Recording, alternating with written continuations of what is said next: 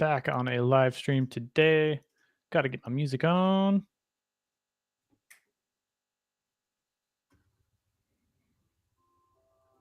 There we go. That is a must. Sorry if you showed up about 15 minutes ago. I had a meeting that was running a little bit late, so yeah, I had to deal with that. But for the time being, I'm going to go ahead and continue. So, what are we doing today? We are starting a new project. Essentially, I want to build something with a database, and I had to think about something to build with a database. And I thought, what would be better than solving the problem that I deal with on nearly a daily basis, where people walk by my house with their very cute dog, and I want to say hi to the dog, and I want to say hi to the people. And we just get so many dogs that walk by that I can't remember all of their names. So it would be great to have a little application that will somehow tell me or show me the picture of the dog that I had, and like be able to enter dogs in and put their names, and maybe, I don't know, what sort of treats they prefer or what their owner's name is, which is maybe not so important. So yeah, we're going to get into that. Let's see. So first things first, we've got a project here. I have a project called dogs. Let me bump this up. Oh no, I need to bump it up this way. Let's go properties, move that to 28. That should be pretty good. Cool. And then, yo, and Henri, what's going on? You coming to check out some stuff about dogs, huh? Yeah, we're gonna make. Let's see, what do we got? We need to start any good project with probably Git. Woof woof. Hey, what's Henri? Now, I can't tell from your feed. You're in like New York area or Toronto or France, or where is home base? You're like all over the world. Toronto. Okay, did get that one right. Sweet. But you also speak French, yeah? Or am I just making that up? You just go by Henri because it's fancy. Oui. What sound do dogs make in France or in French?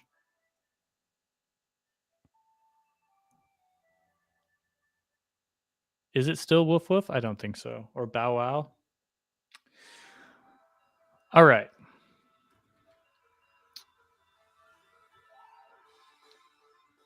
Let's see here. So, je ne sais pas.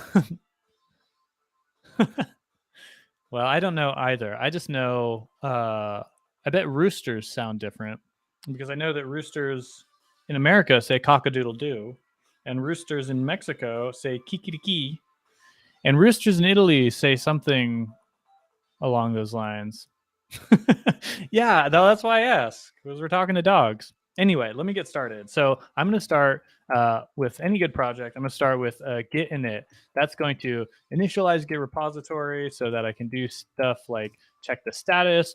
We're on branch master, so why don't we change that so I can set it to what's your go-to branch name? Like main, production, master? Which one do you prefer? I usually go production, but I've been kind of, I don't know, not feeling that one so much. So Git checkout B. What are we doing? Main, production, leave it on master, something else? Nugget? Is my main branch going to be Nugget? I think I'm going to go with main. Git checkout branch main, and then we'll say git branch. Isn't that supposed to tell me git branch? Isn't that like list branch or something? Git branch.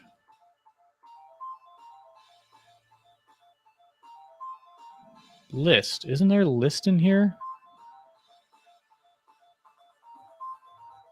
List. That's what I thought. Okay.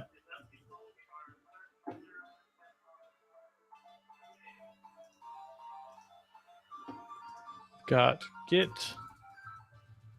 branch list. Heck, am I going crazy?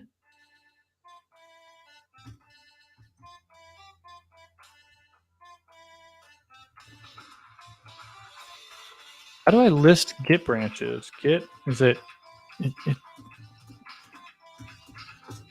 come on, where is it?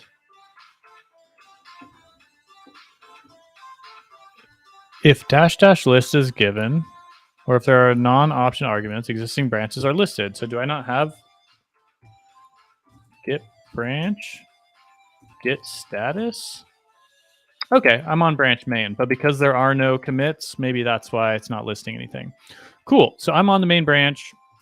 Next thing I want to do is I prefer using JavaScript for my backend, and this is definitely going to have a backend aspect to it. So we are going to npm init in this project, and it's going to walk me through some things. It's going to ask me what my package name is. Technically, we're not building a package, we're using a project, but we'll keep it with, actually, I'm going to give it something fancier. Let's go Nuggets Lil Black Book. That's going to be all of the neighborhood dogs that Nugget interacts with. Version. We'll start with 1.0.0. Description. A CRM system for all the neighborhood doggos. Entry point, index.js. Sure. Test command. We should probably make, this is like super in my way. There we go. Now I can see. Test command is, I don't care. Get repository. We don't have one yet. Keywords, none. Author, me, but who cares? Cool. That looks good. Let's open that up in VS Code, which we have here. Cool. Let's bump up the size here. And we can see that we have a Git project tracking essentially what we just added. Test command, I'm going to get rid of. Author, I'm going to get rid of. License, I'm going to get rid of. And trailing comma. And actually, I don't even know if I want this version number, but I'm going to say, regardless, that this is private. Private. And set that to true, please. Cool. So, how are we going to get started with this? Now, I know that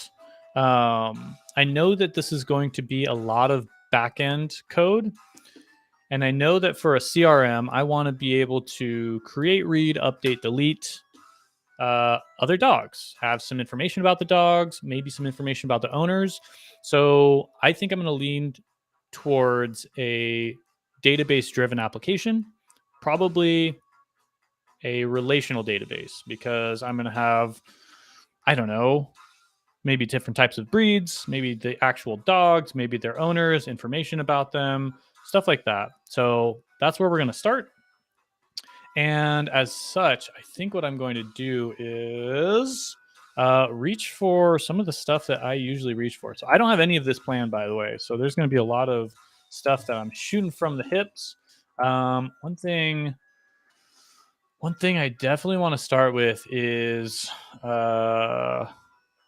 for relational databases, I'm going to go with SQLite. So I think we want like SQLite 3, right? 31,000 downloads. That doesn't seem quite right.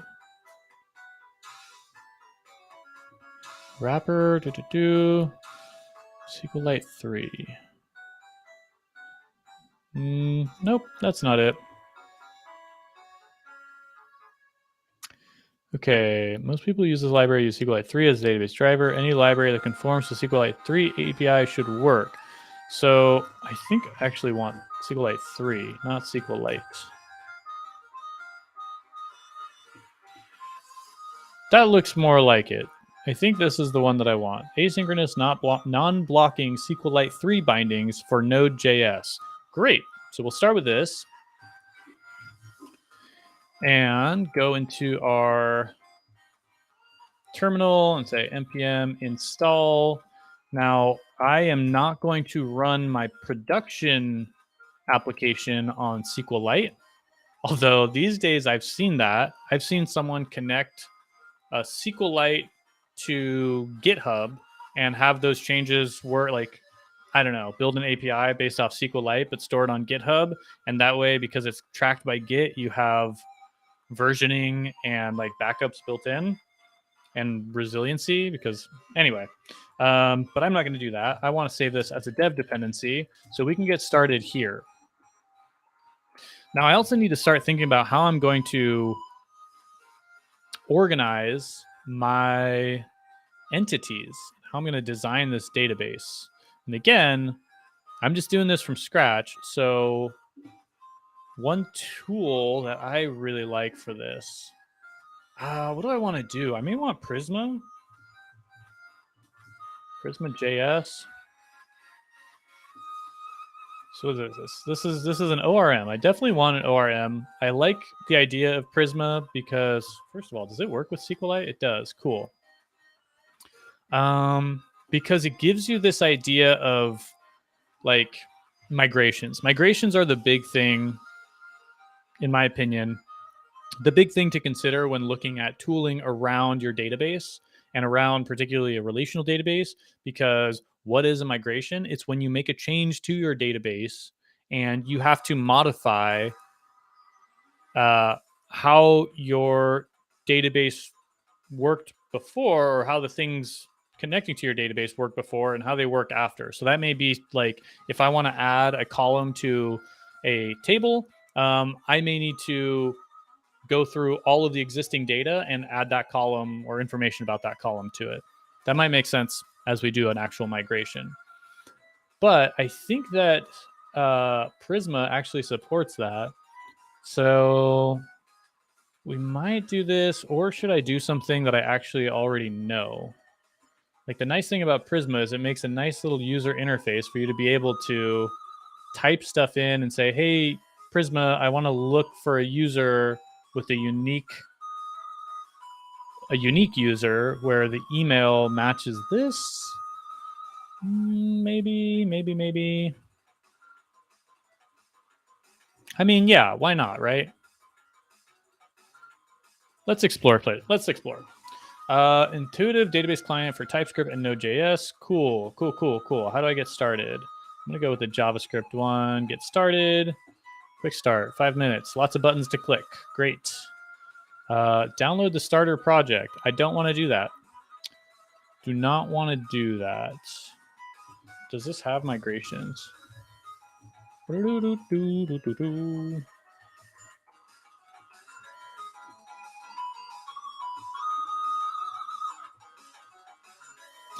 I won't start with something I have no idea how to use. I'm going to start with something that I do know how to use. So let's go with objection. Cool. This is a project that I'm a big fan of. And the reason is this is going to be a little bit overkill, but I basically want to use an ORM, which is a tool that makes it easier to talk to the database. So objection is an ORM. It's an object relational mapping that aims to stay out of the way and make it possible to use full power of SQL and the underlying database engine while still making the common stuff easy and enjoyable. Cool. Now, objection uses Connects, which is a SQL query builder. So 3 different things that we're introducing here. Our database, which currently is going to be run with SQLite so that we can run it locally. We have a query builder that's going to help us use JavaScript to construct SQL queries. And then objection, which is actually going to, I don't even know how to describe that, but it makes it, it'll make more sense when we describe it in code, when we look at it in code. So this is what we want. These are going to be actual runtime dependencies. So we've got our local database in SQLite, and then we've got the stuff we're going to use to talk to the database with objection and connects. Cool. Cool. Looks like we're started. I'm going to also add a getignore file. So .getignore, and we're going to put node modules in there. That way we don't have this 3,000 lines of changes. Cool, only 3 changes, looking good so far. We are going to create, let's see. What am I going to do how am I going to do the architecture? Front end, back end, full stack, all one thing. I really liked Remix, and I'm kind of tempted to use that again. I think we're going to do that. So that's going to be the tool like to interface. For the time being, though, let's stick to, let's see, do I have dbeaver installed? No. Let's just get something that can look at our database. So let's go with dbeaver. This is going to be a GUI that helps us actually be able to connect to a database and be able to view that information. So I need to download this thing. Is it dbeaver.com or dbeaver.io? Community. Here we go. Cool. Let's download that. Download the Windows installer. I'm going to pull that over here, and I'm going to set that up. In the meantime, that's going to be downloading, or it is downloaded. Cool.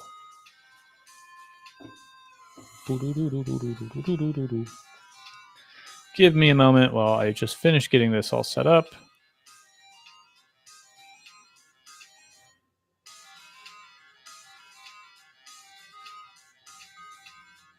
Okay. Sure.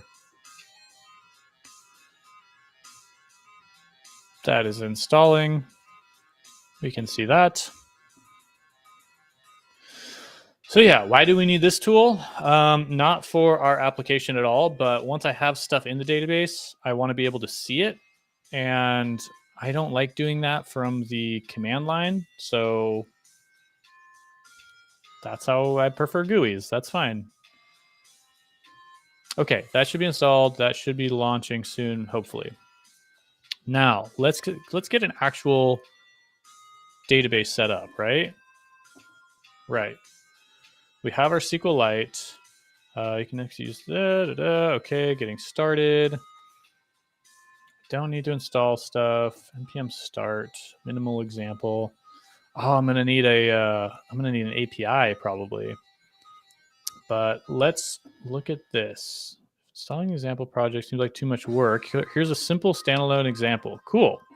We're gonna copy this and see what we can do with this. Let's make a new file at source.main.js and throw that in there. Cool. I think something else I might want to do is, I'm really tempted to not have to use this require syntax. So I'm going to try and go without that.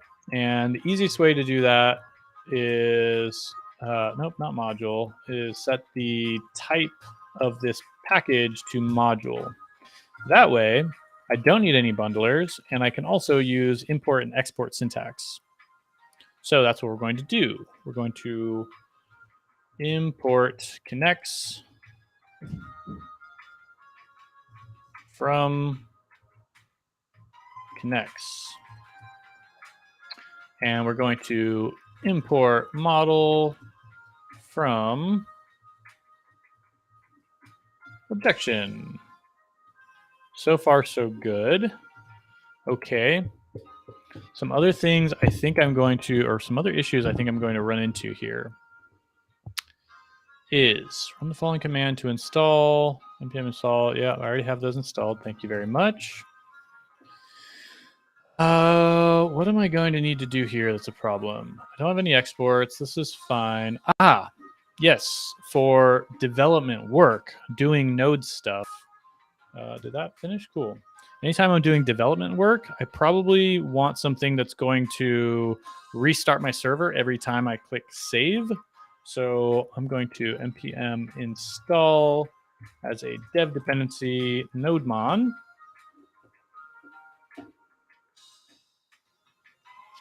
And then we now have a project to run. So I'm going to go ahead and just comment everything out for the time being. We've arrived. Yeehaw. What's up, Austin? Not much, Stony. How are you doing? Where'd you come from? Where'd you go? Where'd you come from, Cotton Eye Joe? So now that we have our main.js set up, I need a script to run. So we're going to say, I don't know, a dev script, I guess. And we can say node. Beat you to it. So I'm going to run node on this source.main.js. And that's how we can tell the terminal to say, hey, node. It's basically the same as running node at source.main.js. And it's going to run. And it's not going to do anything because our code is not doing anything. Everything's commented out. So instead, let's go up to the top. Let's just say console log. You already know this is going to work. Why are you doing this? Cool. We can do this. We can run node on our script. It's going to execute as we expected. And instead of having to call node individually, we can say npm run our dev command, which is going to call our node script, which is going to execute our node script, which is going to do the same thing. Now, the only problem is it only runs once. And if I make changes, why are you doing this? If I make changes, then I have to come back to my terminal, hit the up arrow, hit enter, and I see those changes. So to avoid that, we go to package.json, and that's where nodemon comes in. We just replace node with nodemon, go back to our dev command, hit npm run dev. We see a whole bunch of different things that says it's watching for our changes. And when I come here and we make a change here, we say, much better. I hit save, I go back to my terminal, and we can see that it ran without me having to do anything. Great. Dev setup improvements. Working on type definitions in C# for the movie.org API client you need. Man, I don't know if I would want to do anything in C#. What do you actually work in mostly? C# or db.org?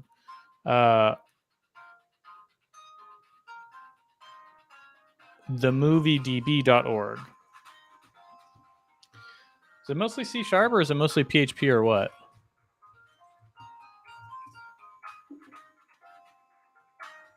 TMDB. Nice.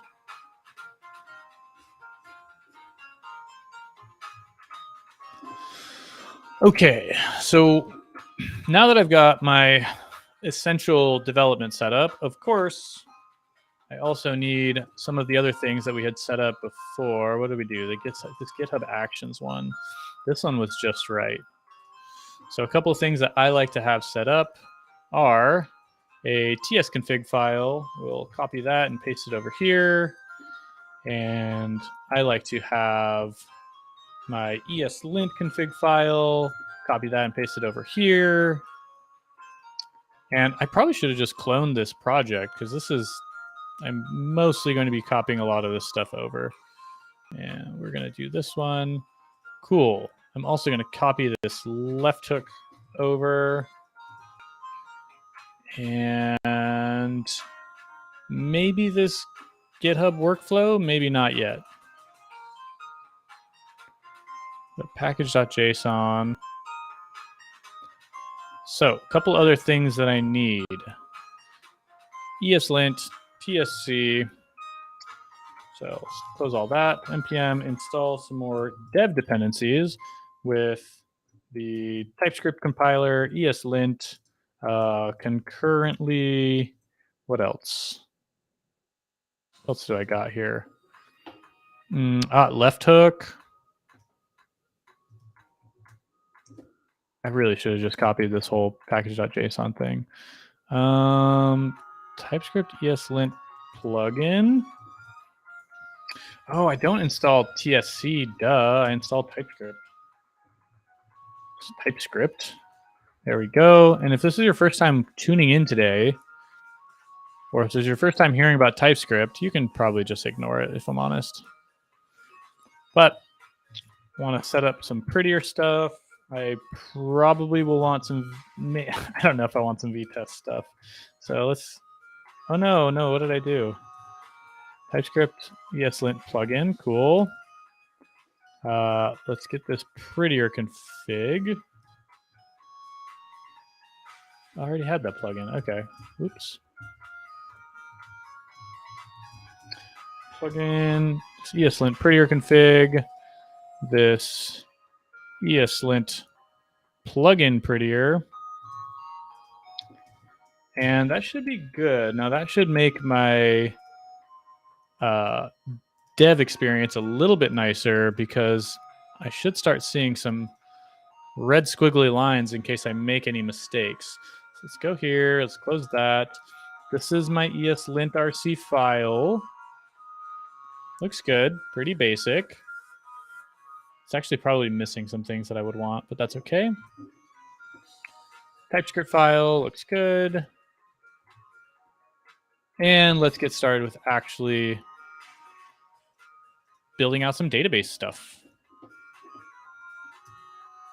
Cool. npm run dev, right? Here we go. We have our thing that says, much better. Let's fix that. Let's get rid of that.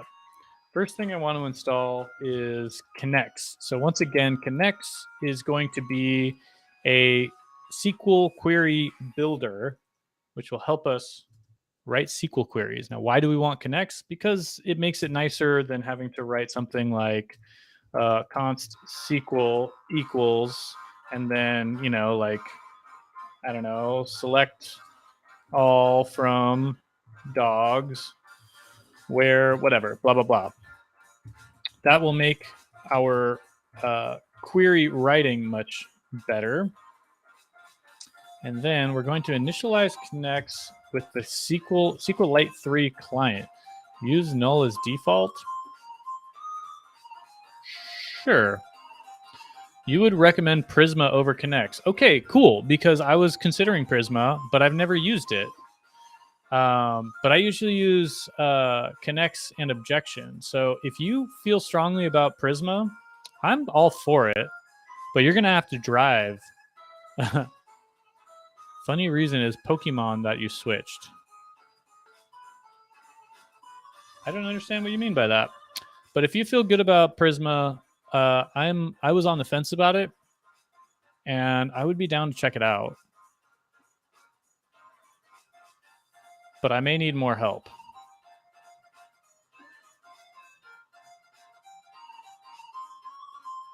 Oh, because you added Pokemon that to your project that you needed a tool like Prisma to. So you were on Connects. How can Connects not handle 1,000 episodes?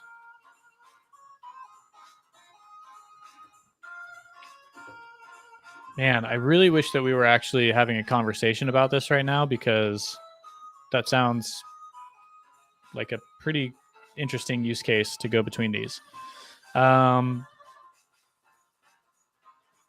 not the amount of episodes. So it's like the nesting, like you could, because Prisma supports GraphQL, that you would be able to go to, like, I'm making a lot of assumptions here, but that you had to query your Pokemon episodes, and as a child or a subquery of that, you had to also get the translations for those episodes. Yes? No? Let me know.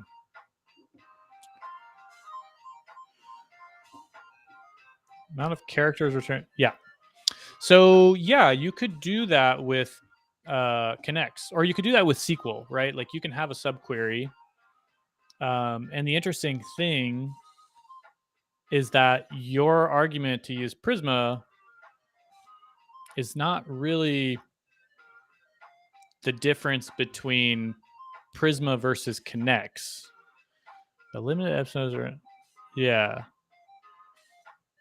Yeah, well, this is an interesting argument because you're really looking at SQL subqueries versus GraphQL queries, and GraphQL is really good at writing essentially nested queries, and SQL can do it as well, but it's a lot more complicated. So, yeah, that's where it's not so much connects versus Prisma as much as SQL versus GraphQL, in my opinion. But yeah, you know what? Let's go with Prisma because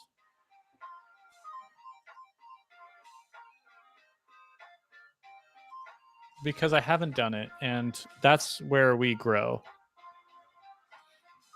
Yeah, Prisma is a universal ORM, but weren't you writing your queries for GraphQL, or were you writing your queries as SQL and Prisma was converting those into nested subqueries? And also, if I want to get started from scratch, I guess I click this start from scratch for relational databases. We already have everything initialized. We're going to install Prisma. And the weird thing here is that it's telling me to install Prisma as a dev dependency. Is that right? Oh, SQLite. Okay, interesting.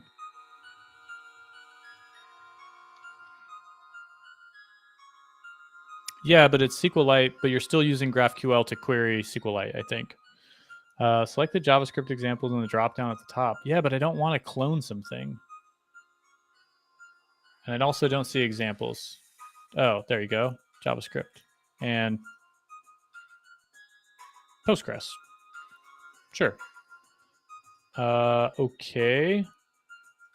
Install save dev Prisma. Why am I saving dev Prisma and not save for real Prisma? npm id Prisma.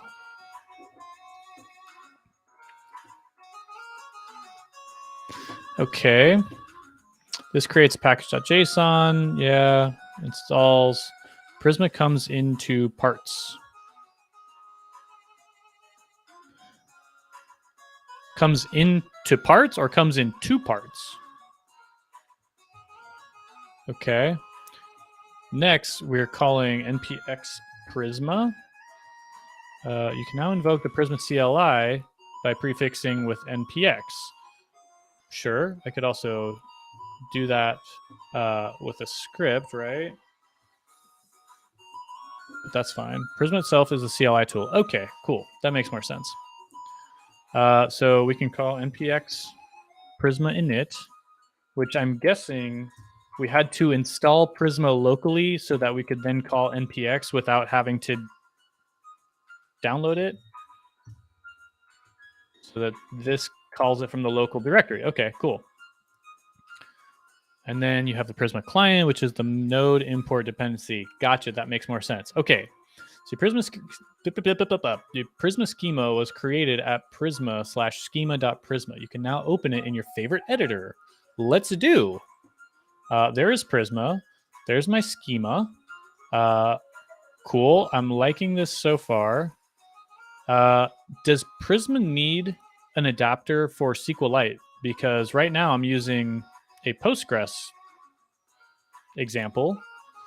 Maybe I can search like, oh no, that's not it. Search SQLite. Okay, looks like we got some database connectors. SQLite database, these files always have the ending in .db. Send me a DM on Discord so you can send me snippets. I will do that. Stony. Okay, Discord.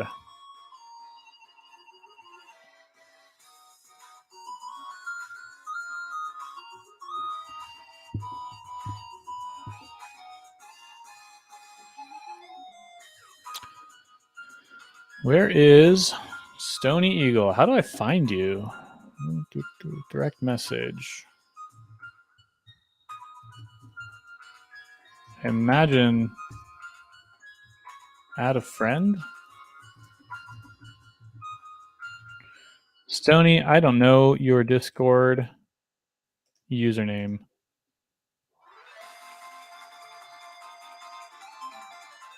$513. Cool.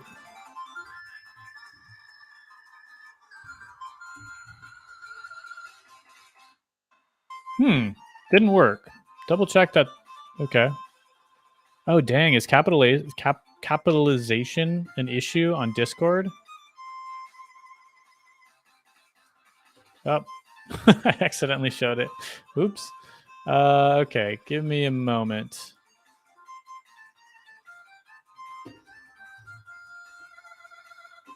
There you go. Friend request sent.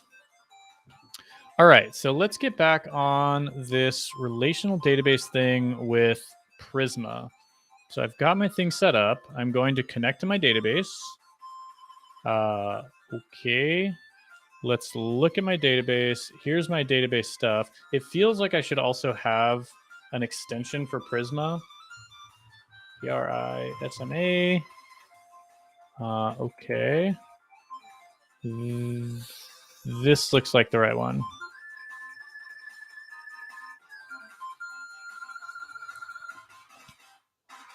Okay, reload required, no reload required. We're looking at Prisma. Cool, got my syntax highlighting. I love it.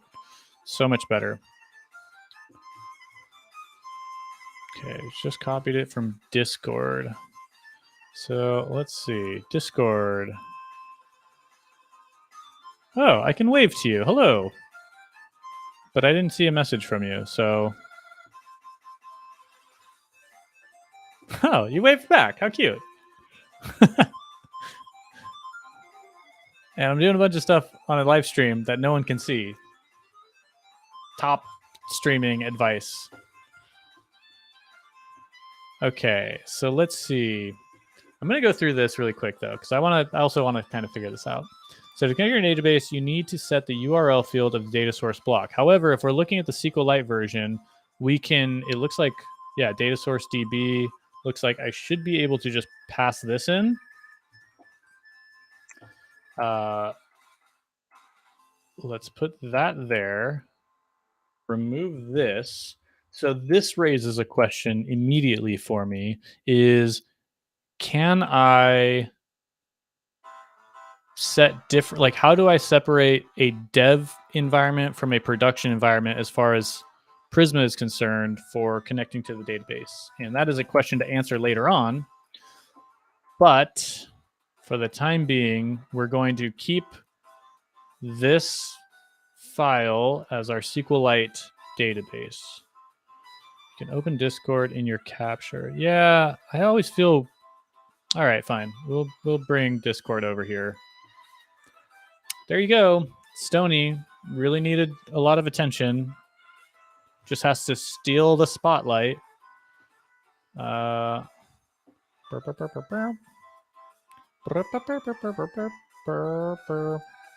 you didn't send me anything.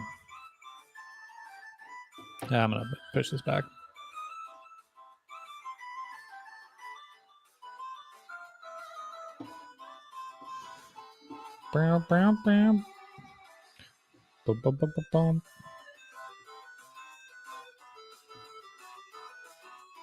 Oh, you just wanted to connect so that you could send me stuff. Okay, cool. That's fine. I thought you had something to send me.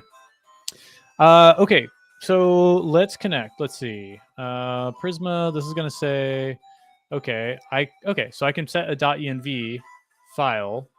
In this case, URL is set an environment variable.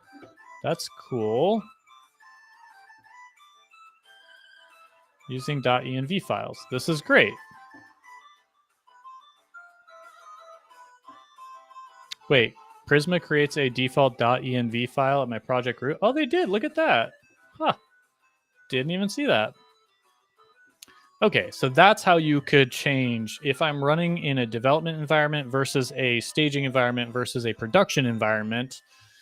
I would use a different .env file. I think. Automate made available to Prisma. That's cool. Prisma supports the native connection string format for Postgres, MySQL, SQLite, MongoDB. Okay. Let's see if we have connection strings for SQLite. SQLite. Generally consists, okay. Format, SQLite, please. No, I want the env file format of this.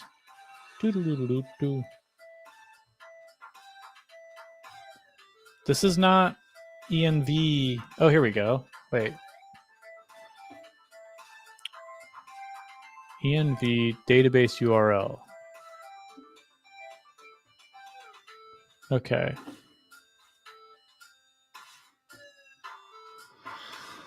Okay. I want to connect to my database, please. Okay, let's see. Connecting to your database. Let's just pretend I have access to my database. I've got the information. I don't know if I need this database URL thing yet, so we'll comment that out. We'll just assume that we're going to use the Prisma client. Learn about it, and yeah. And we're going to connect to SQLite at the database that exists here. Easy enough. Username, password, database, schema.env. Okay, cool. I guess that's the end of this documentation page. So using Prisma Migrate. So in this guide, you'll use Prisma Migrate to create the tables in your database and the following Prisma data. Add the following Prisma data model to schema.prisma. Okay. We are inside of Prisma. We have schema.prisma. And we just need to add this stuff. Cool. Seems weird that I got a red squiggly. Varchar is not supported for SQLite. That's okay. That makes sense. If I were to comment this out and put this back, man, their dev tools are good. That it tells me there's a red squiggly, and then it tells me this doesn't work if the DB is SQLite. Okay, so title. Well, this is... No, let's go ahead and follow and get this set up. And then I'll switch it to dog-related stuff. Okay, so once we're ready, we can run this in the terminal.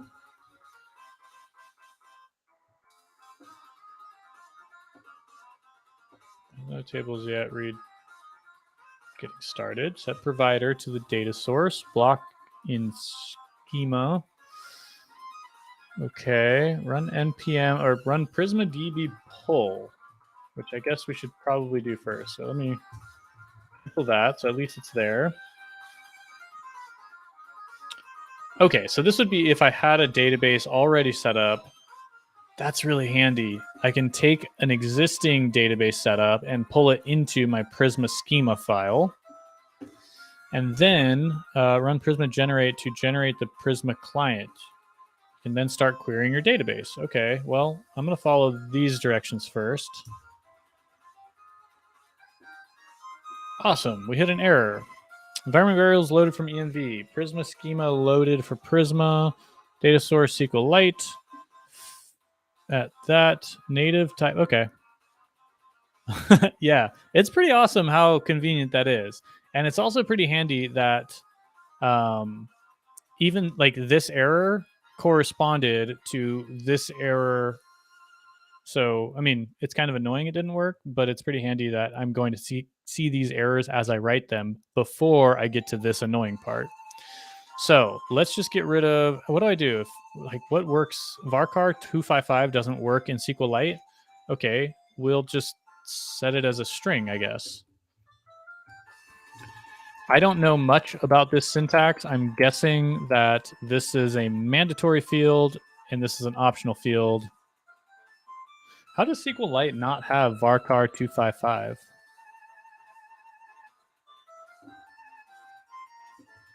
Whatever. Okay, so we'll hit that.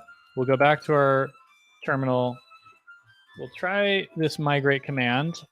And this is those migrations I was talking about. Essentially, I need to make a change from my old database to my new database. My old database didn't exist, so we need to actually run some changes on our new database. Now, those sets of changes require writing a bunch of SQL that says stuff like, well, I guess let's see, the corresponding to this would be SQL like create table post, and then you'd have to create the columns for ID, set that type to int that defaults to auto increment and is the primary key. And I'm guessing this also setting it to ID also probably says that it's going to be a unique column. And then created at and updated at are both date times. One of them defaults to now, which is a function. I think SQLite probably supports that. Postgres definitely has its own now function. And date time updated at. I have no idea what this means, but that's okay. Title is a string. All of these are mandatory. This content is a string, but is optional.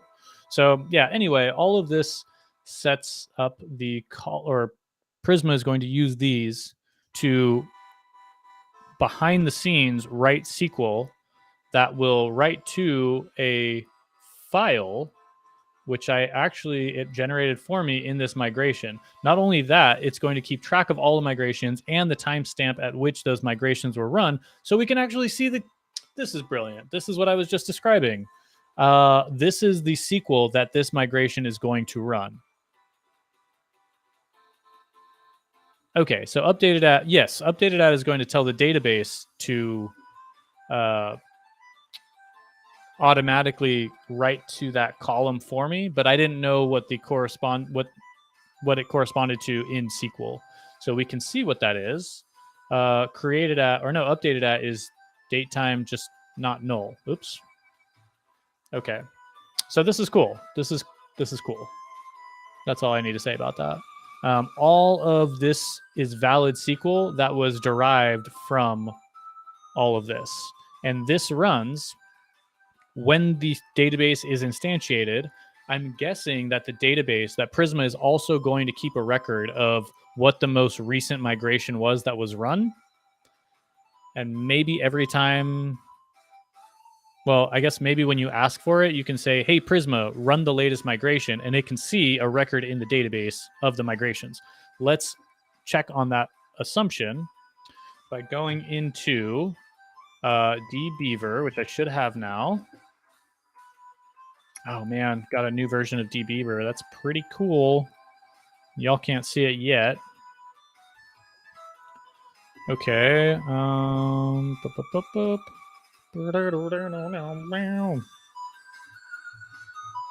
me one moment while I finish setting this up.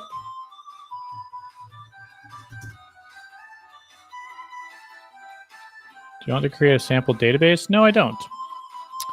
Okay. Here we go. dbeaver over here. Can I zoom this in? I cannot, so you're going to have to just deal with this small view. Unless edit window.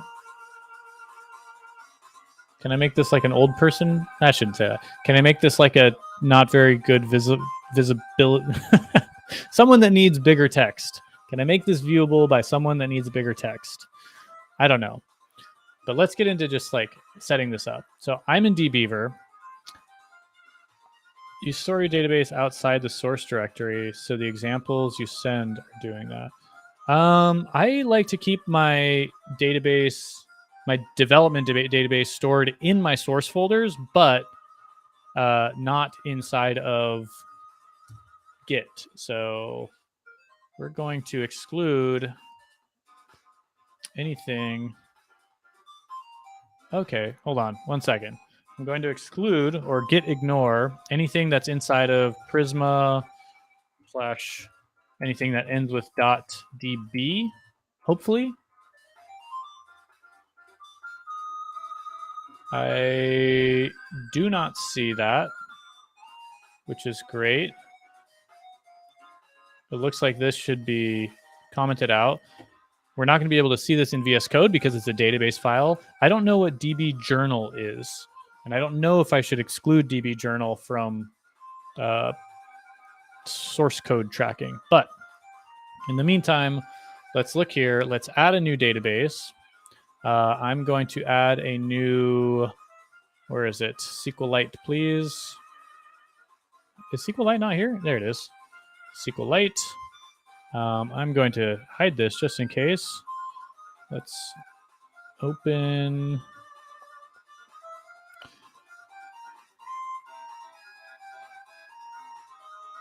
Inside of my Prisma folder, we'll point to that dev.db.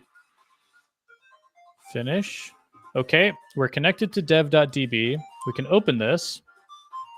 I don't have the SQLite adapter, so I need to download that. Or I guess my driver. Then I can see inside of my tables. Ah, yes, you were saying database is locked. That's probably, I don't know. I have no idea why that database is locked. So let's see. You said screen and preferences, file, edit. There is no screen preferences. Window preferences.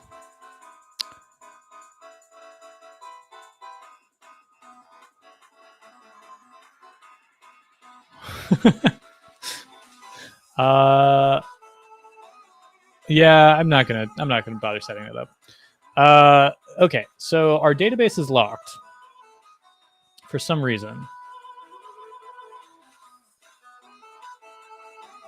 SQLite busy. The database file is locked. Why is the database file locked?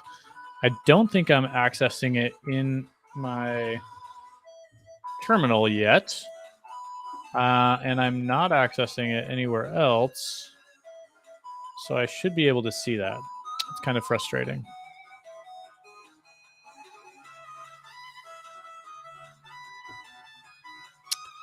Maybe I can, I'm going to try restarting this really quick. Let's go, what was it? dbeaver, please.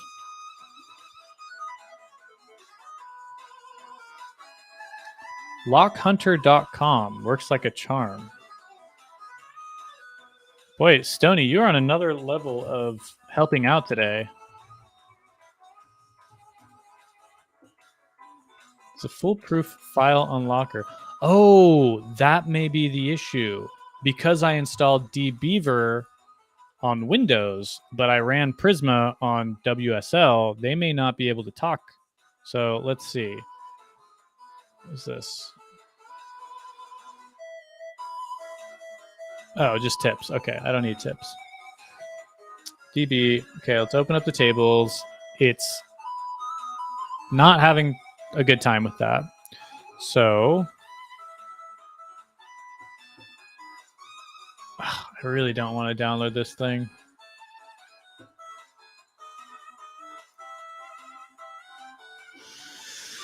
All right, we'll see. This is just a backup.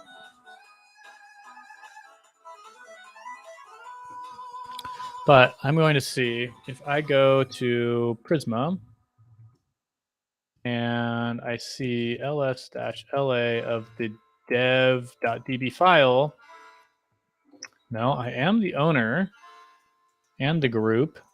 I should be able to read that, shouldn't I?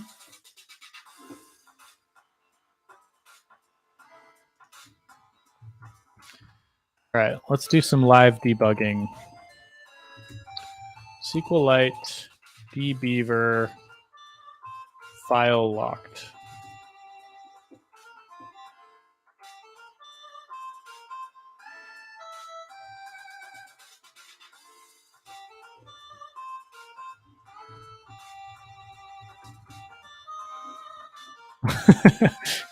You don't like the fact that you gave me a tool that would probably solve the problem for me, and I'm refusing to use it? All right, let's see.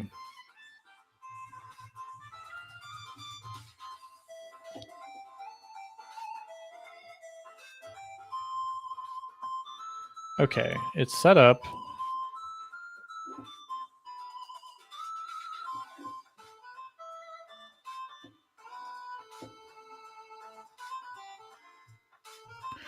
So the thing that it's telling me to do is, I don't want everything to be there.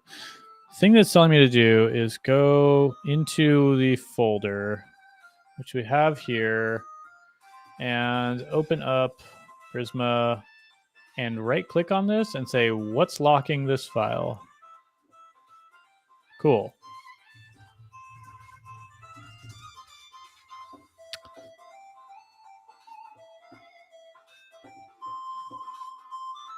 Perfect. It's not responding.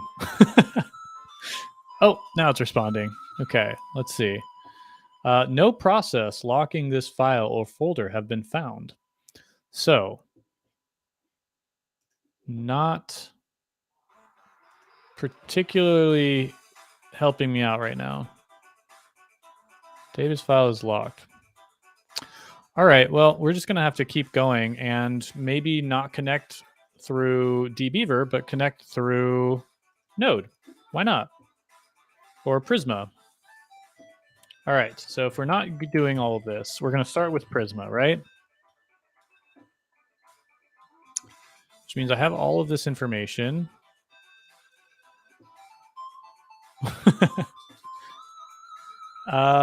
Okay, so now that we've migrated, we have all of our tables should be set up.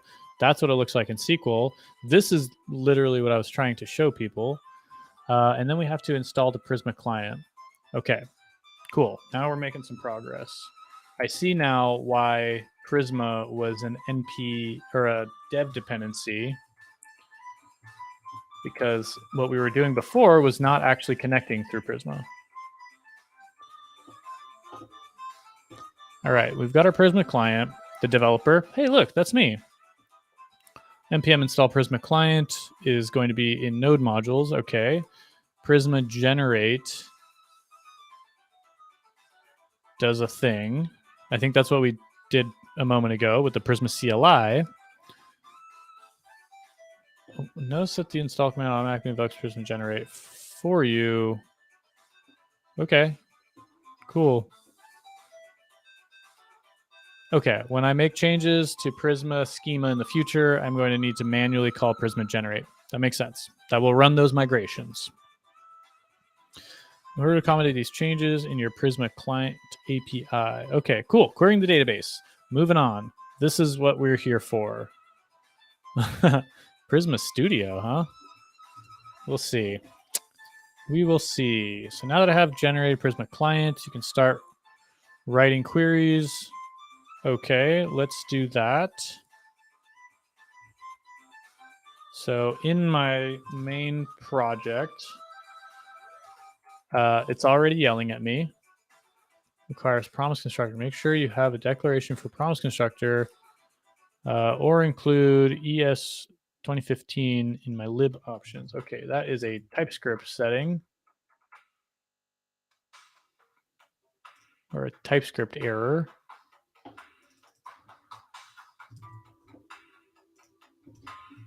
Which I'm not quite sure how to fix. Awesome.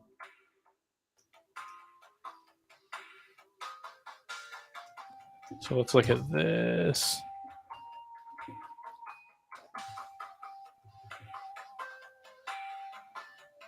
Yeah, you know what the quick fix there is going to be, though? The quick fix is going to be TS ignore. See, ignore this message. That's not what I want to do. I want to fix it in the whole project. TSC. That's not what I want.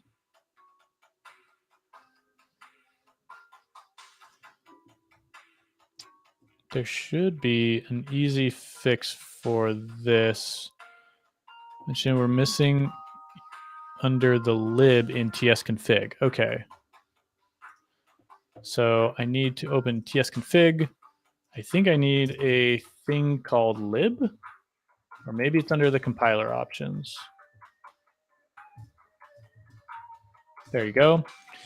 Got it. Okay. Lib is going to be es next, really. Es next. Thank you. That ought to fix the TypeScript errors. There you go. Problem solved. Okay. Making progress. Going to call async function main. Does all this, and then prisma.disconnect at the end. I got this. We got this. Cool. So we've got Prisma. We've got a Prisma client.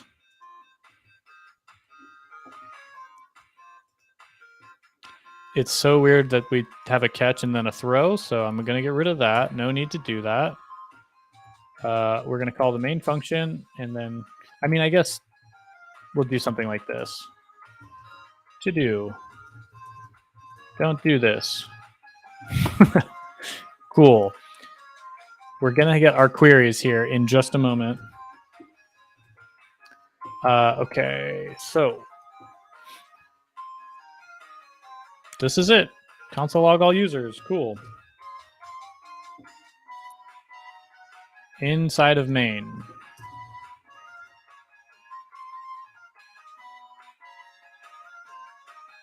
Sure. Look at that. Another error. Awesome.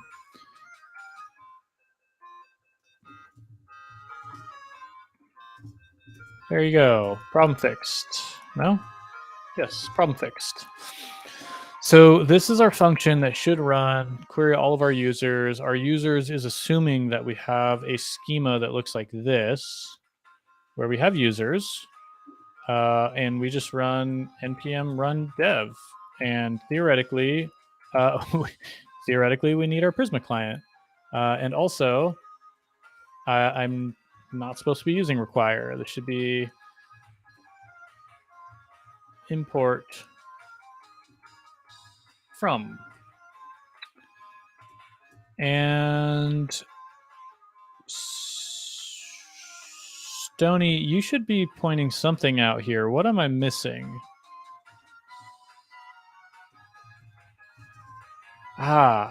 No, what is missing here is when I hit save, I'm not getting my auto formatting.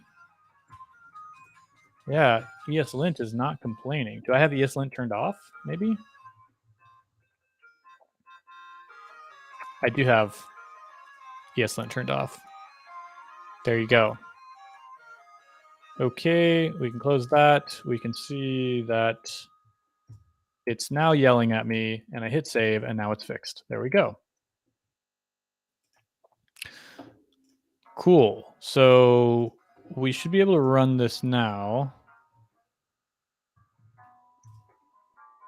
Prisma client from Prisma client. Syntax error named Prisma client not found.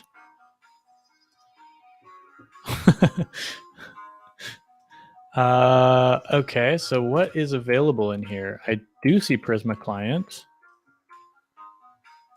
I feel like this should be able to run. And it's not going to because this is not a module. Got it.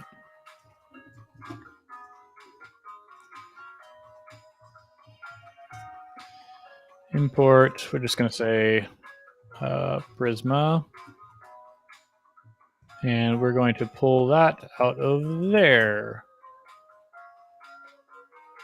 No, we're going to say const Prisma client equals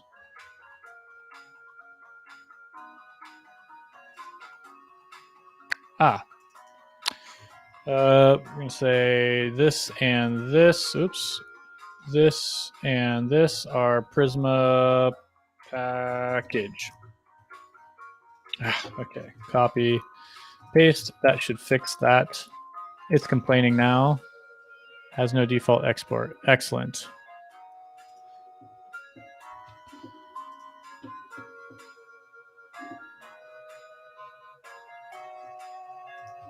What is this complaining about? Unexpected identifier. I don't. No, Stony. I think you're wrong. I think it's working. You see that? It is working. It should just work as you had it. It does work.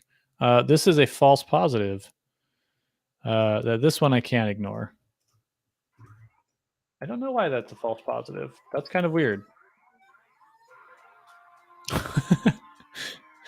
Oh, yes, Lint. Definitely need to turn this thing off. Quick fix.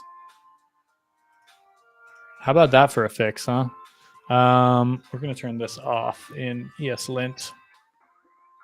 So there's my rules. Here's my prettier rules. I need to add some TypeScript rules. Turn that off real quick. Come back up here, get rid of that. Cool. TS ignore, totally fine. Okay. Does anyone else have questions, or is it just going to be me and Stony going back and forth, shooting the shit, building this thing? Are we the only ones working on this project? I know I see more of you on there in the chat somewhere. Or maybe it's just bots. I bet Brent is in here lurking, and I'm just going to call you out. But anyway, in the meantime, let's not miss the excitement that the exciting opportunity that we just had. We have our users being queried from the database, which means I can go ahead and write to the database as well. So I'm going to say, what am I going to do? I think it's time to make a decision on what this front end is going to look like. We can either build an API, or we can build something that's like a server side generated. I think I'm leaning more towards server generated. And in fact, I think I want to do a remix app again because I actually really liked it. So let's do that. We're going to do remix, we're going to do Prisma, and we're going to do some sort of SQL database, currently SQLite. So read the docs or get started. Read the docs or get started. Feels kind of like the same thing. Let's do a quick start. I don't want to create. I want to just install something. Am I not good enough for me? You're good enough for me, but I think, we might want to spice it up and introduce someone else into the mix. Cool. So let's see. Loading data. No, I want to start remix packages. React.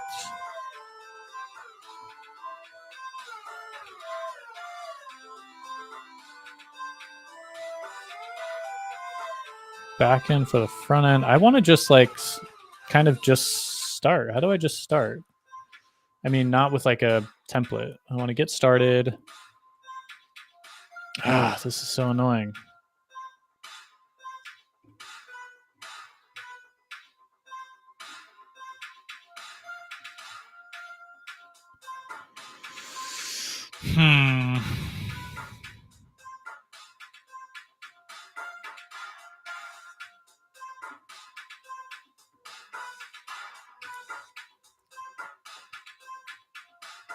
One-off project or something bigger?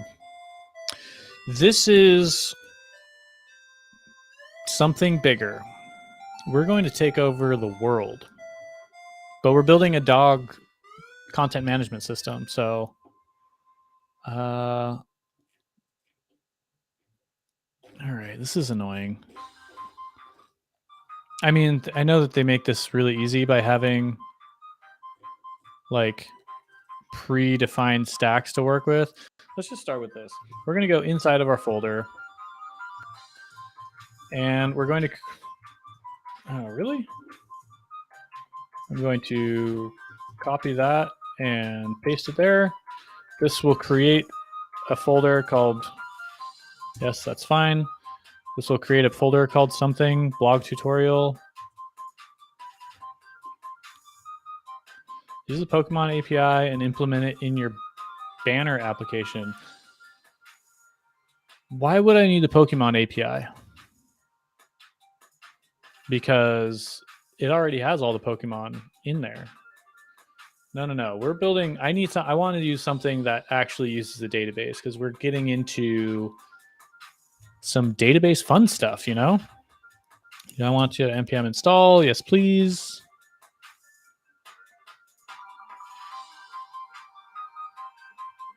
Why not the Pokemon API? Because I already have all of the Pokemon stuff being loaded into the project via JSON files that are like statically hosted within the project. So why do I need to make a external API call when I've got everything just built into the project? You know what I'm saying? I mean, there's reasons to use an API for sure, but I had all of the data that I needed locally. So, because I want a bigger project. But I want something where I control the database.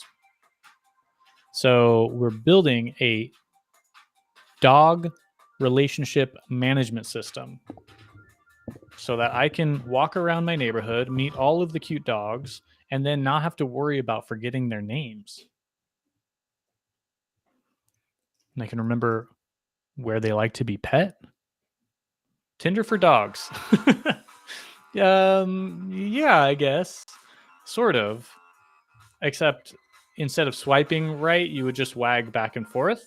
You would just have a tail that just wags, you know? That's what it would be, is the faster you wag, the more you like the dog. Oh man, that's kind of a good idea. Rate my dog. Maybe that's what it would be. It's like what's that neighborhood app? Nextdoor? Yeah, it's like Nextdoor and Tinder. And Rover had a baby. This is almost done. Post install. Cool. Looks like it's done. Missing the remix package.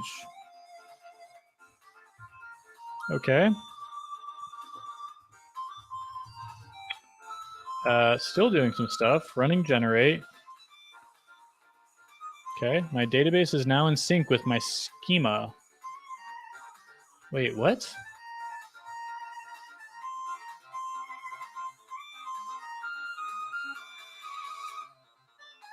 It looks like what is going on?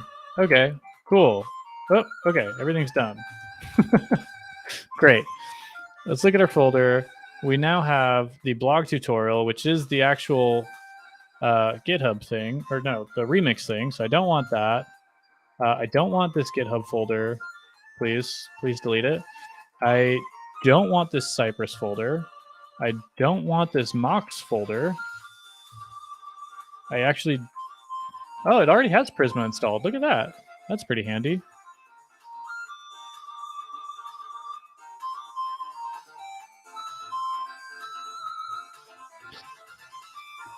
Doggy Playdate app.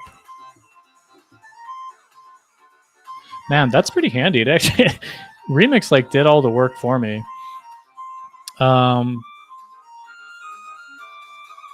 Okay, I don't want this test folder either. Please. And there's Docker stuff too now. Let's get rid of that.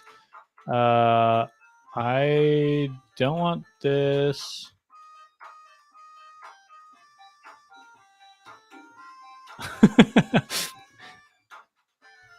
I am picky. And you know what?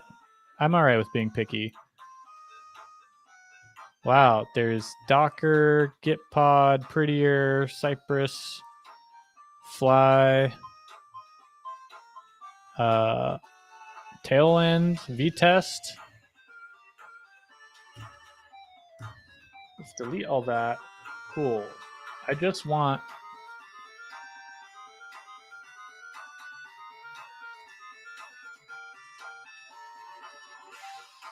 What is all this? This is a lot.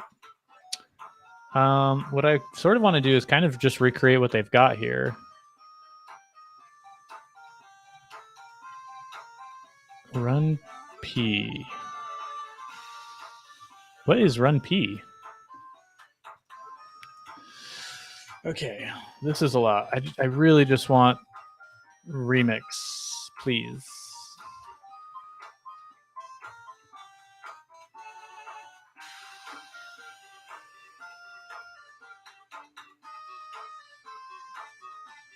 So remix run dev.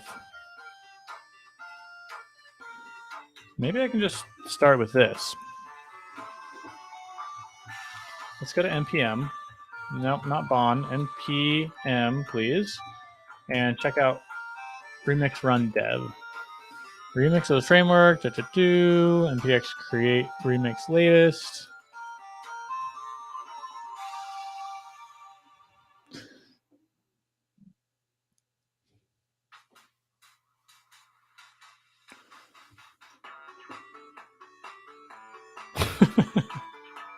Run np. Very funny. I thought you were just making some weird comments about dogs, but yeah, that's pretty funny that you mentioned it. Where run p. Clever. Okay, so why do... Man, there's some projects are like so unopinionated that it's hard to get started because you don't know where to go. Like they're easy to get started, but you don't know where to go. And then there's some projects like this that are so opinionated that it's hard to start with just the basics or like integrate it into a brand new project. So if I had to recreate this, there's got to be like a very basic, like the simplest remix package, no? A jokes app.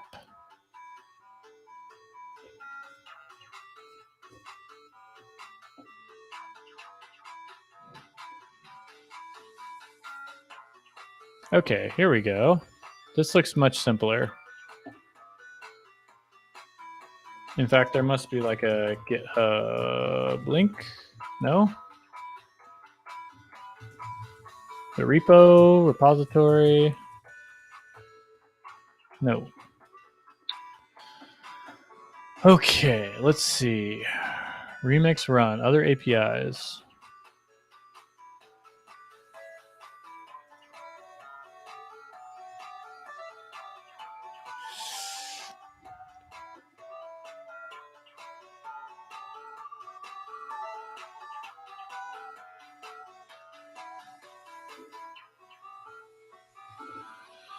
All right, I'm going to start with something a little bit simpler.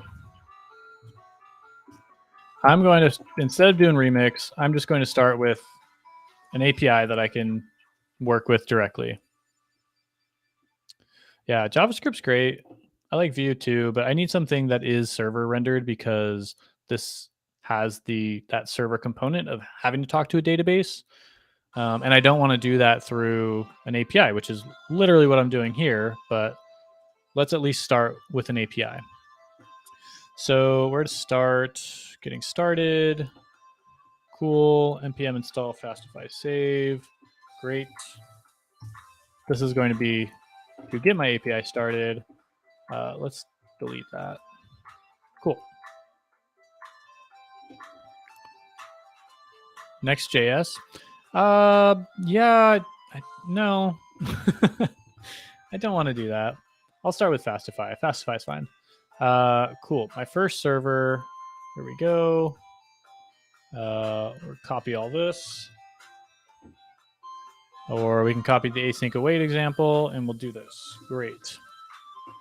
Okay, let's go back to our code. This is going to be our server now. We are going to not need that. We can take our client code here, or let's take Fastify out, put it up to the top, install the Prisma package. Why are you complaining about this now? Okay, cool. Fastify and Prisma, great. Don't need you. Let's set up our server. And then, yep, we'll set up our routes. Cool. We'll move this up. Oops. Move this all the way to the top so we can see our routes. And then we've got this main function that does the stuff. So instead of calling this directly,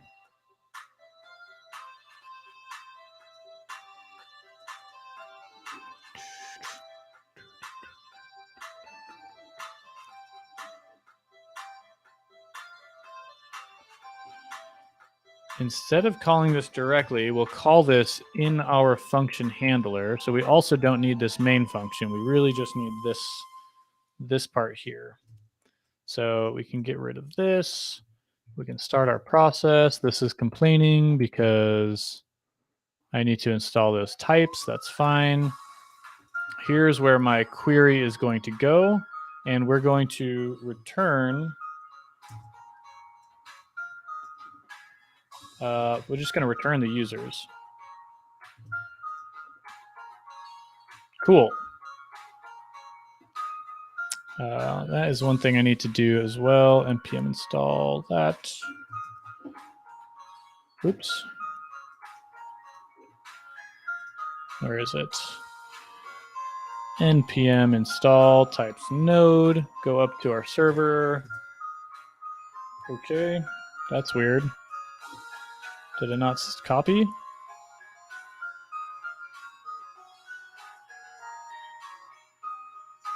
Copy that. Paste that. There we go.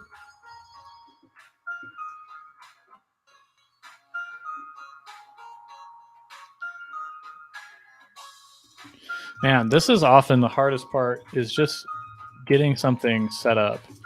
So npm run dev, here we go. Our server should be running at port 3000. We're not saying that the server is running at port 3000. So Fastify listen. And I think we can say then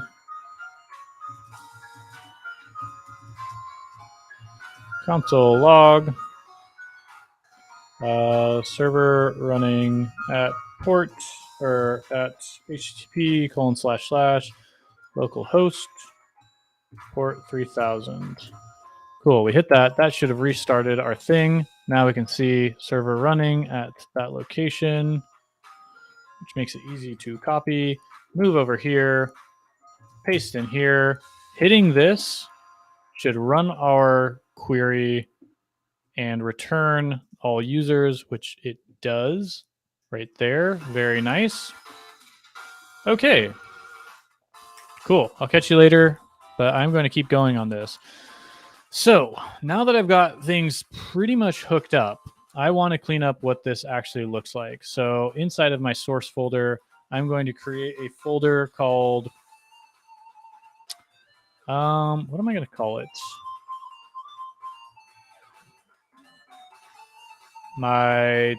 Well, we're just going to call this db.js.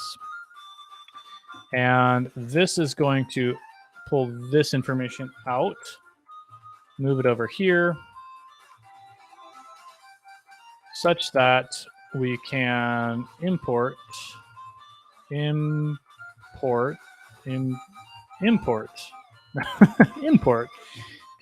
from / our database.js file. That means we can come here and say database.user. It doesn't know what that is because we need to export this. So export default is Prisma, which means this type definition should be resolved now. Really?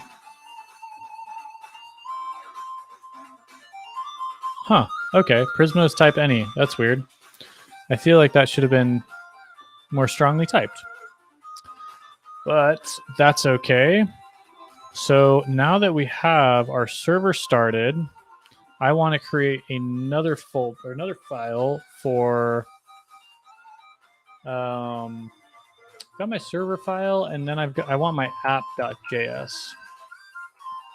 And app.js is going to actually be a lot of this stuff. So app.js, Fastify. We are actually going to get rid of most of this. This is going to be app. We don't need this anymore. We don't need our routes. We just need our app. There we go. This is going to be export default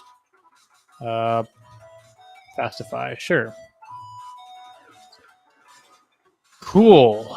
So now I get to define all of my routes. So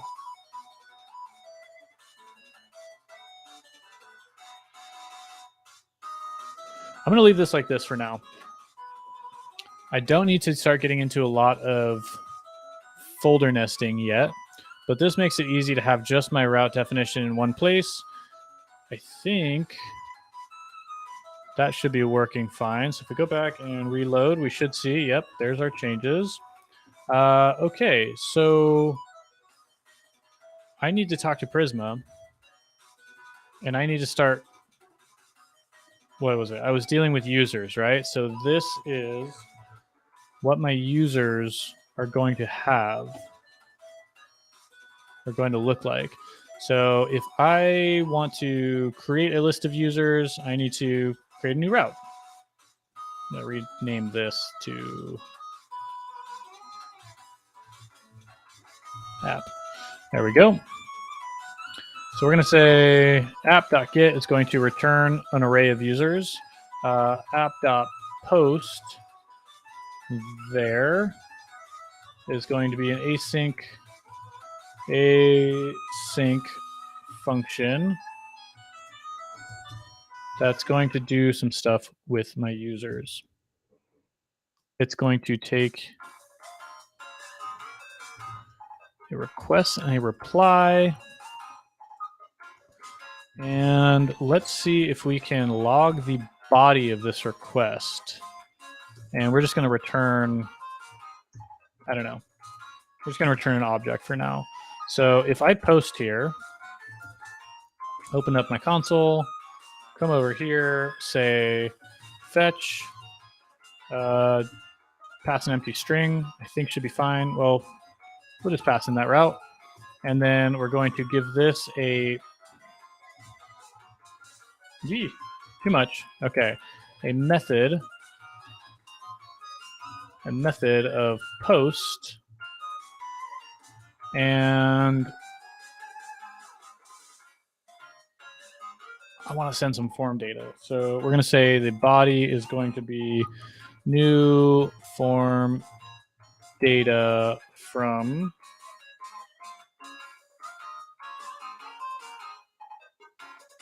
how do I make this? Object.entries, I think. No, I think that form data has to, I think form data, I have to like set things manually. Let's just send JSON.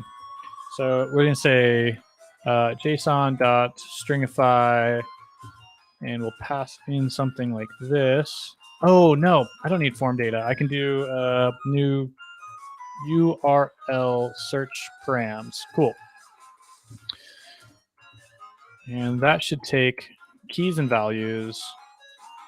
My URL search params is going to be, what do I need? I need to pass in ID, email, name, posts, and profile. So let's start with ID and email. Or I guess just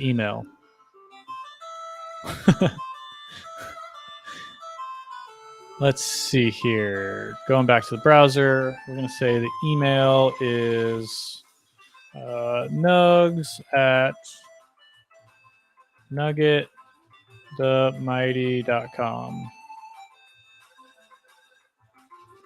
Okay. Let's try that. Cool. Unsupported media type. New URL search params. That should have been fine.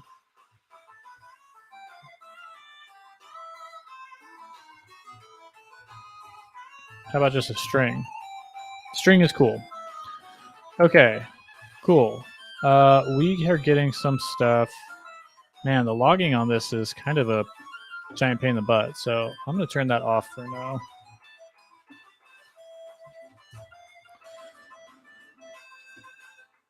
All right, so here we're going to log here. Console log the request dot body. Oops. If I send a post request, that's not going to give me any information because I think Fastify needs body parser.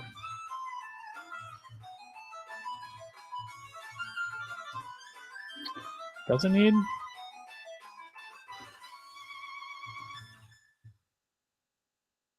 Look at the request body, content type parser, body parser.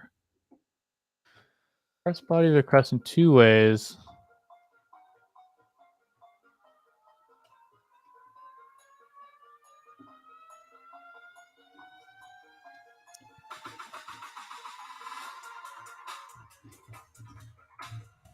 Look up the request body.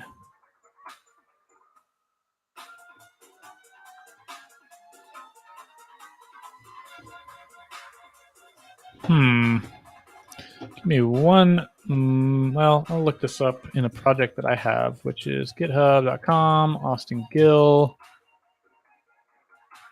Should be in my repositories. I should have progressive enhanced API, something like that. There it is. Source, server. There we go. No, I shouldn't need this stuff either.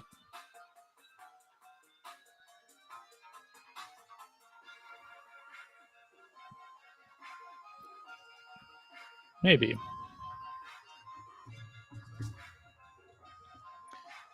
Specify form body. Simple plugin for specify adds content parsing for the content type. Okay, so I maybe do want that. Maybe not. Let's see if we can just send JSON.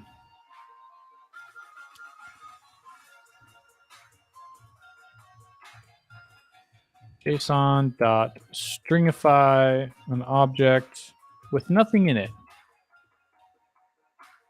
Okay, we are sending that just fine.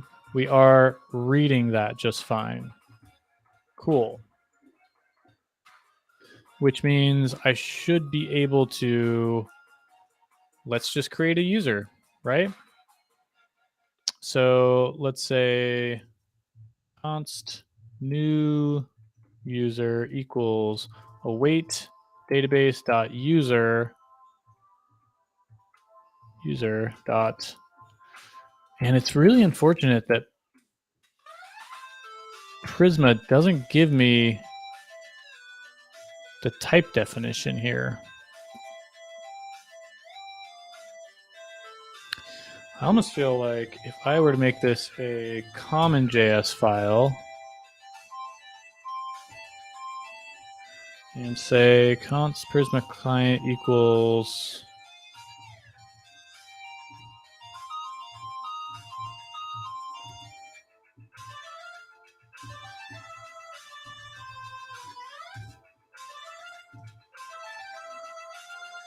so now I do have the type definitions. Okay. So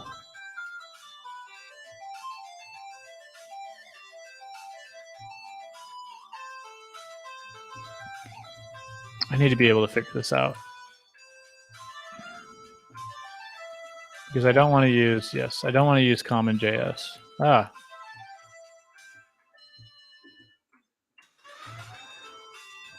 Cool. Let's look for ES modules in Prisma.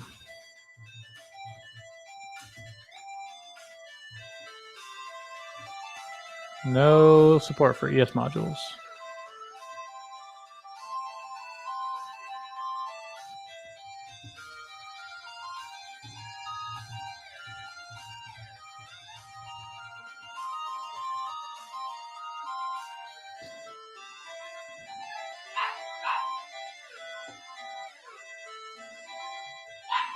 Okay, if I do, hold on. Now it knows what kind this is. So if I go here, does it know?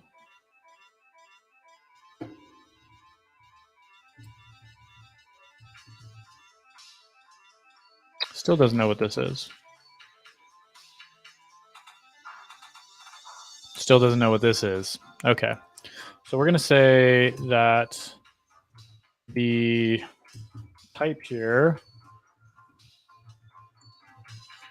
is import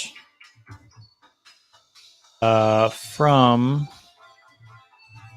Prisma client dot Prisma client. There we go. Now I think we got it. Put it up on your variable call and you should have type hinting in JS. Yes, I think I have it here. The problem is something about this, but I think with that, this should be working now. If I go db dot, and it's going to give me user. Perfect. I got it. Great. That's how you use Prisma with ES modules. You just coax it into doing what you want. Okay, so I want to create a user. So there you go. We create a user. And is it going to know all of the things that I need? So it looks like I need to...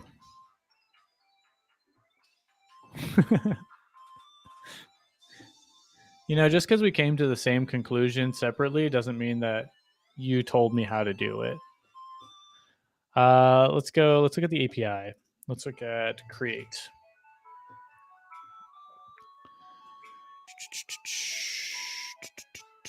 Create project, create a schema, create a single record. So create takes an object where I would pass in the data. And I think I would pass in some other stuff probably as well. Yeah, skip duplicates. Okay. That's cool. So create. Yeah, see, this isn't super helpful what it says. So create takes args, which can have select, it can have include, it can have data, or all of this other stuff. So it's going to be an object which can have data, select, or include. Okay, so we want to do data. And oh man, this is actually really nice.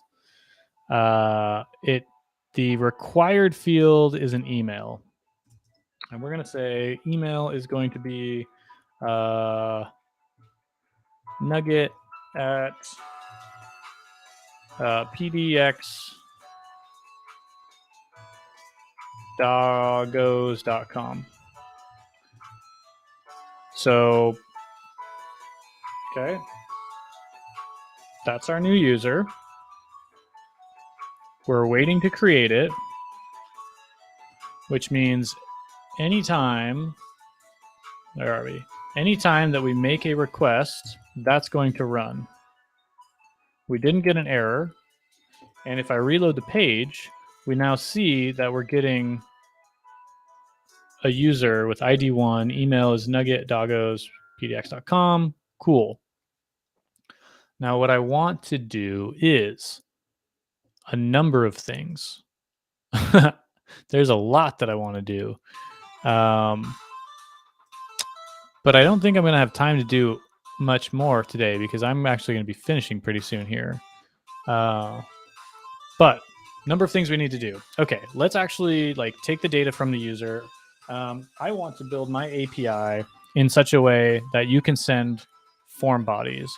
So I am going to install this form body thing.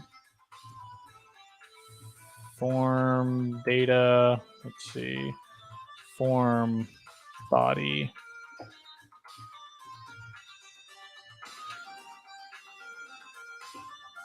Cool. Let's install this.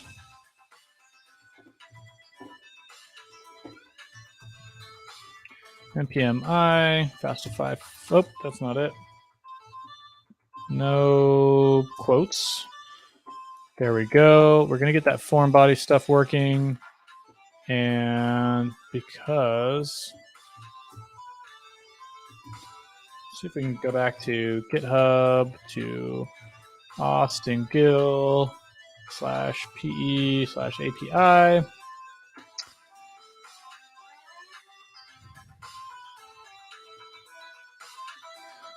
Form body should be fine. So my source server. Cool. Where's my app? App needs that.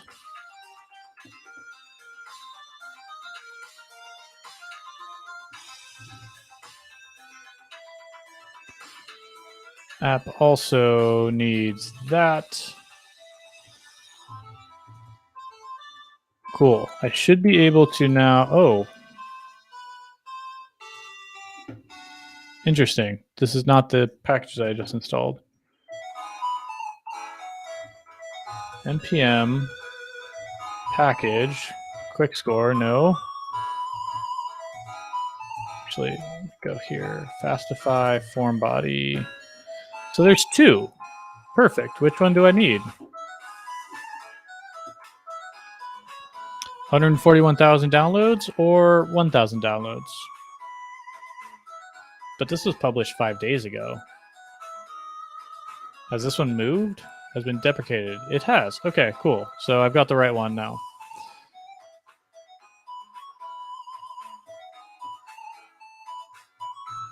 So we actually want to import that from here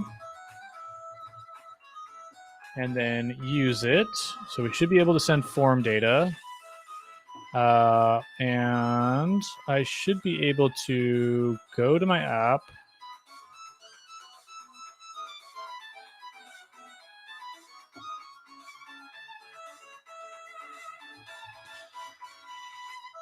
And I should be able to say, let's see, instead of just sending an empty JSON object, I want to be able to read the contents from that JSON and create a new user that way. So first question is, what if I do this again? It's going to try and create another user.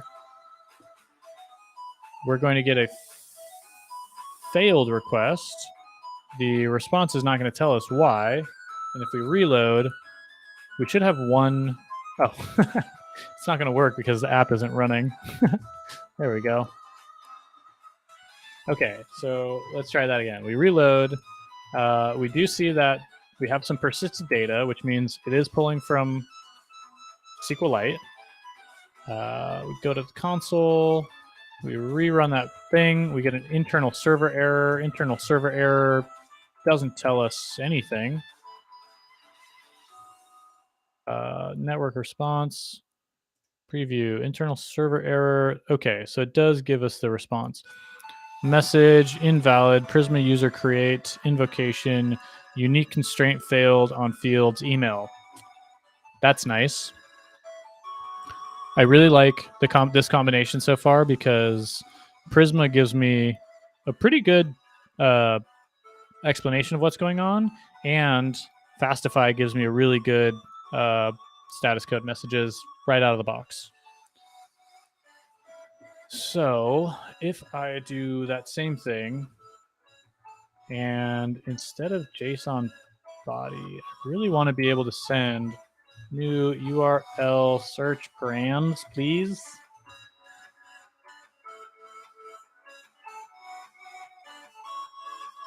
maybe I have an issue here. New URL search params of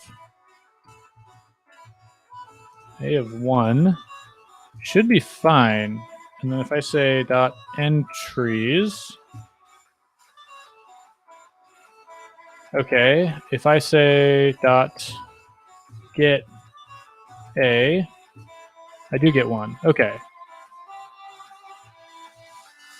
So I should be able to send this data with new URL search params a of 1, and that should send. And I should be able to log that information on my backend here. If we just log that data, we can see, let's see, server restarted, rerun that one more time. Okay, now I'm able to send request body data, and I am able to see that is an object. Cool. Which means the next part is, instead of taking the email every time, we can say, or we can just leave that as an email and say const email equals request dot body. We're going to destructure that.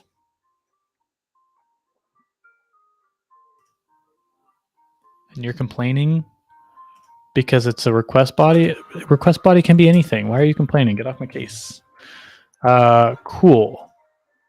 We got the new user. We're going to respond with the new user.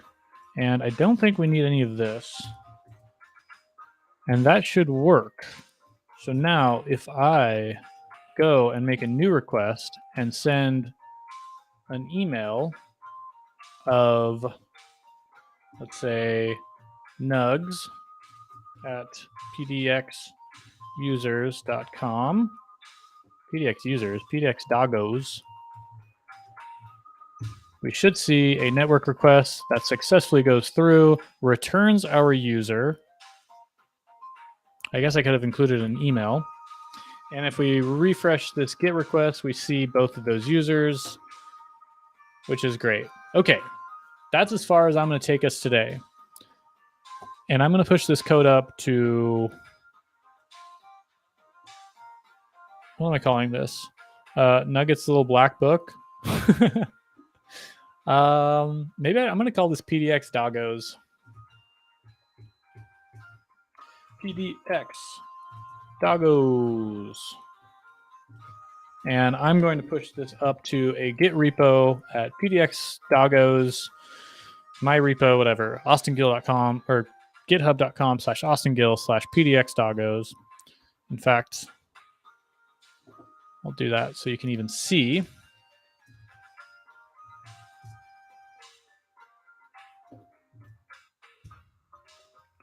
Let's pull that over here.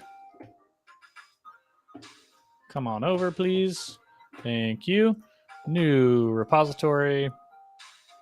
We'll call it PDX doggos. Public. Looks good. I don't know if I need any of all this stuff. Maybe Axlinter. I do like Axlinter. That's a good one. And we'll create that repository.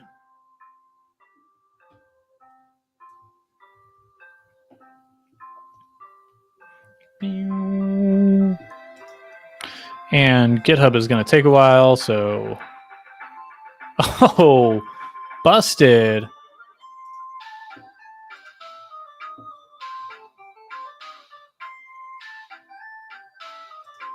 Okay, interesting. If I refresh... Why can't I create this? No template. Already exists. Okay, so I should be able to go to my profile /PDX doggos. There it is. Copy that. We're going to close this and say git remote add origin. Ah, really?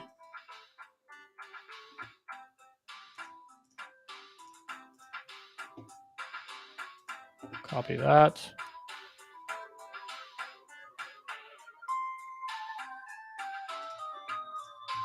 There we go. Push that. And then we're going to do some git commit messages. What do we got? That should already be initialized, GitHub or VS Code. Git status. Cool. Git add everything. Looks good to me. And then we're going to say git commit message is going to be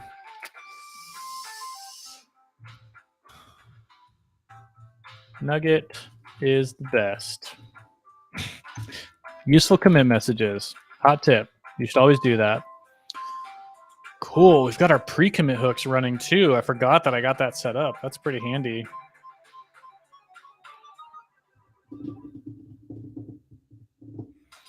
Okay, we're waiting. Looks like we're done.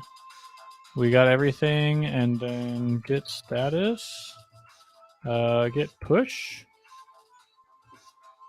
Set upstream, origin main.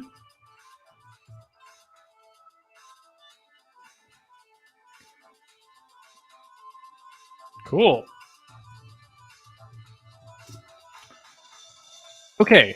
That took a little bit of while because we were figuring some stuff out. But where we are right now is we have a database, a local database running on SQLite that we're connecting to via the Prisma ORM. And we have, right now, we have a Fastify JS API that can add users and show users. There's still a lot to do, but I think this is a good start. And I'm going to look at getting Remix set up because I think we also are going to obviously need a UI for this. But hey, that's it. I had one job. What was my one job? Oh, because I took down GitHub? Yeah, that's how it goes. Put your variable call and you should type hinting in JS. Oh, yeah. Cool. Well, yeah, check that out if you want. And this is going to go, I think this is going to be a long project. So we're just getting started. And there's a lot of other more handy, there's a lot of actual more good information I have to share besides just setting this stuff up. But, you know, I got to learn stuff too. Anyway, let's see who we're going to raid today. Is anyone on that? Is anyone on that I want to check out? Oh, ljtech.ca. Definitely. Let's see. Where am I? There we go.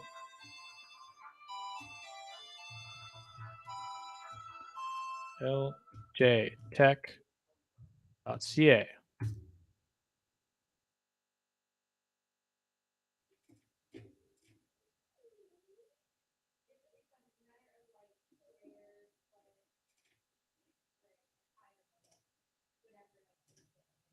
Wait, did Phil's just show up? Just in time for the raid. Perfect. You missed a good one, Phil's. I will be on Wednesday at 1:30 again, Pacific Standard. So, hey, thanks for coming by anyway. But yeah, I'll be back on Wednesday. So hopefully I'll catch you then. Should be fun. Are we stopping already? Yeah, I've been on for 2 hours. Where you been? We did we probably did the most revolutionary. I mean, it was really like Stony will tell you, this was a life-changing stream. But, you know, maybe the next one. Just kidding. Yeah, 6 hours I cannot. 2 is pretty good for me. I might switch actually before I go. What do you all feel? 3 days a week, 2 hours, or 2 days a week, 3 hours? Because I think that that's like a schedule that I'm kind of playing around with.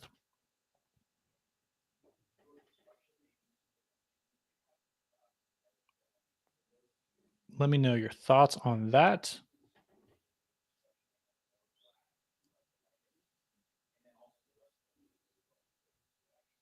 Oh, I guess we rated.